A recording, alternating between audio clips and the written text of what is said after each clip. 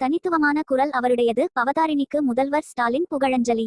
இசைமேதைகள் நிறைந்த குடும்பத்தில் பிறந்த பவதாரிணி, தேனினும் இனிய தனது குரல் வளத்தால் இளம் வயதிலேயே ரசிகர்களின் நெஞ்சில் தனியிடம் பிடித்தவர்.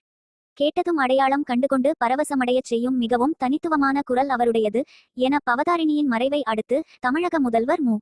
க. ஸ்டாலின் இரங்கல் தெரிவித்துள்ளார். இது தொடர்பாக முதல்வர் ஸ்டாலின் வெளியிட்டுள்ள இரங்கல் செய்தியில், பிரபல பின்னணி பாடகியும் இசைஞானியின் அன்பு மகளுமான பவதாரிணியின் அகால மரணத்தால் அதிர்ச்சியும் வேதனையும் அடைந்தேன். இசைமேதைகள் நிறைந்த குடும்பத்தில் பிறந்த பவதாரிணி, தேனினும் இனிய தனது குரல் வளத்தால் இளம் வயதிலேயே ரசிகர்களின் நெஞ்சில் தனியிடம் பிடித்தவர் ஆவார். கேட்டதும் அடையாளம் கண்டுகொண்டு பரவசமடையச் செய்யும் மிகவும் தனித்துவமான குரல் அவருடையது. பாரதி திரைப்படத்தில் தனது தந்தையின் இசையமைப்பில் பாடிய மயில் போல பொண்ணு ஒண்ணு பாடலுக்காக இளம் வயதிலேயே தேசிய விருதும் பெற்றவர்.